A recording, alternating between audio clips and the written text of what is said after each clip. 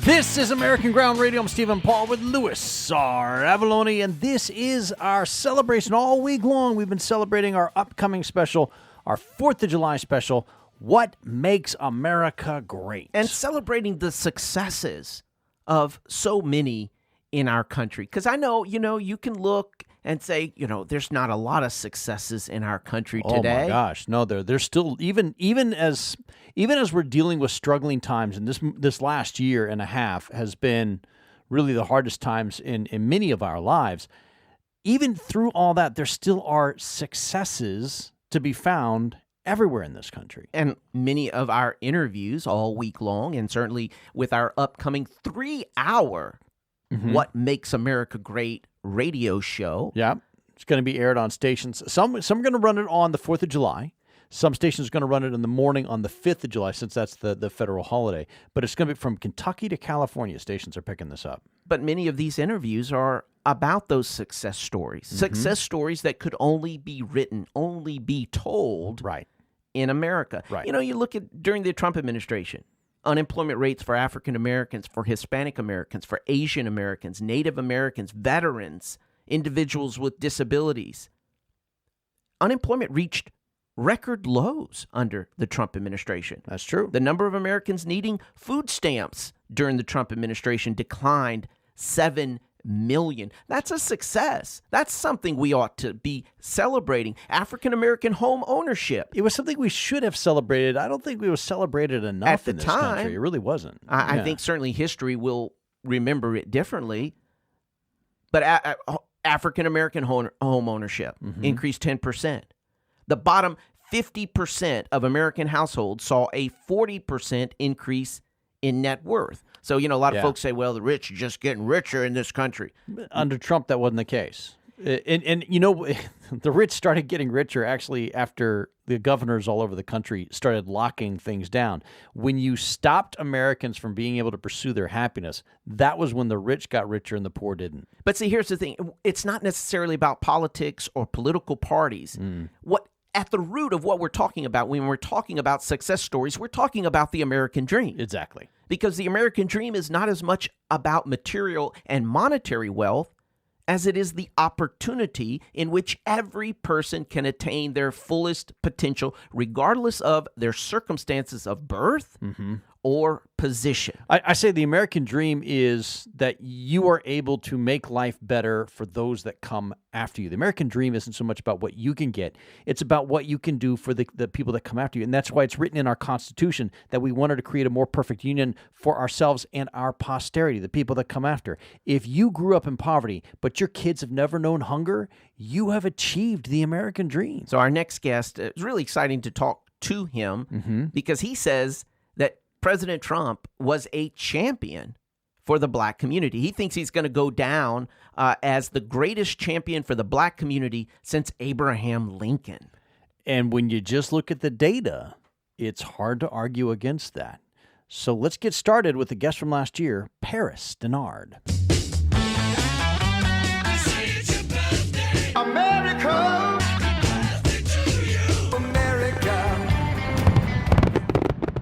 And joining us now on the phone, Paris Dennard. You've seen him on CNN, Fox, C-SPAN, BBC. He's on the advisory board for Black Voices for Trump. He worked in the George W. Bush administration, a member of the American Enterprise Institute's Leadership Network, and right now is serving as the Senior Communications Advisor for Black Media Affairs for the RNC. What a resume. It's a pretty strong resume, isn't it? Paris Dennard, welcome to American Ground Radio's 4th of July special, What Makes America Great? Well, thank you all for having me, and happy 4th of July to all of your listeners. So, how did you get involved in politics? Where was the drive for you? Because you've been working, since George W. Bush's administration, and you're climbing up. And what was it that really lit that fire into you and said, you know what, I want to serve my country in this way? Well, I've always been interested in leadership positions and public service in the sense of being a leader. Student body president of my elementary school, junior high, high school, freshman class president of my college, Pepperdine University in Malibu, California.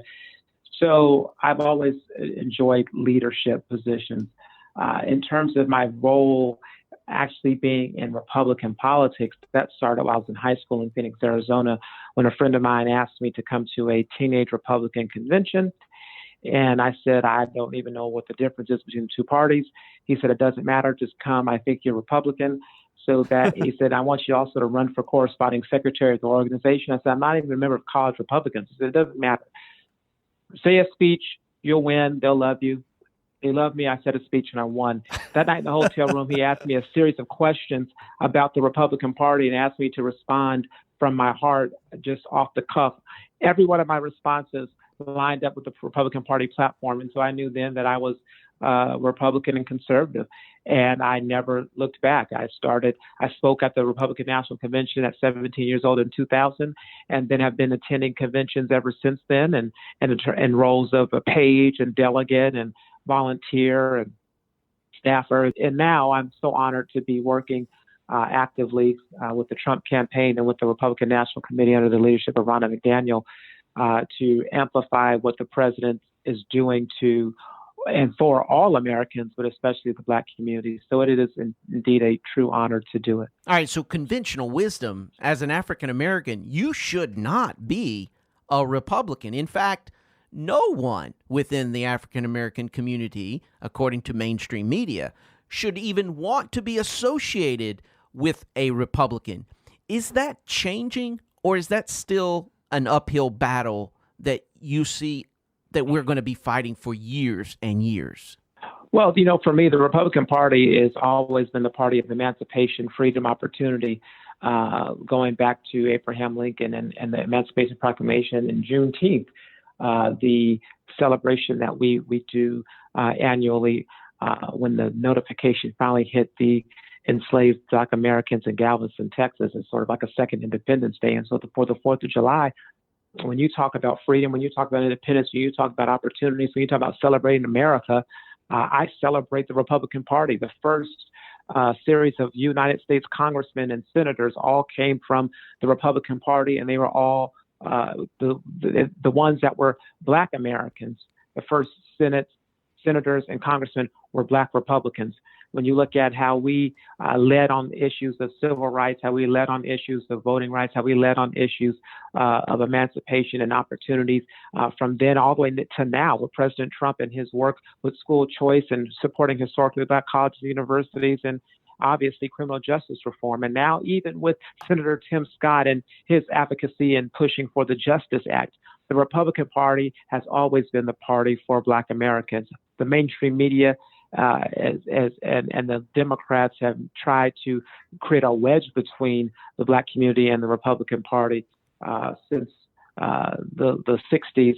But I'm so proud to see dozens of Black Americans running for Congress as the GOP nominee in many states across the country. There's over 65 this cycle who put their hat in the ring. Some didn't make it through the primary, some withdrew. But to have 65 stand up and say that I want to run and run as a Republican is significant. And so I'm proud to see what change is happening. And there's a silent majority. Remember, back in 2016, there were so many pundits and politicians and pollsters who said President Trump, well, then candidate Donald Trump would get 0% of the support from the Black community. He ended up getting 8%, which is better than Senator McCain and Senator Romney. So that's why I'm a Republican.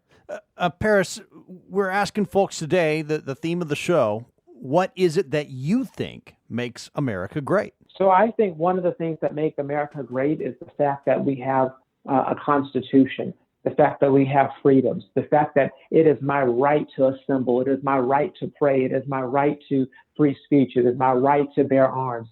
There are so many countries, so many continents that don't have the liberties and the freedoms that we have.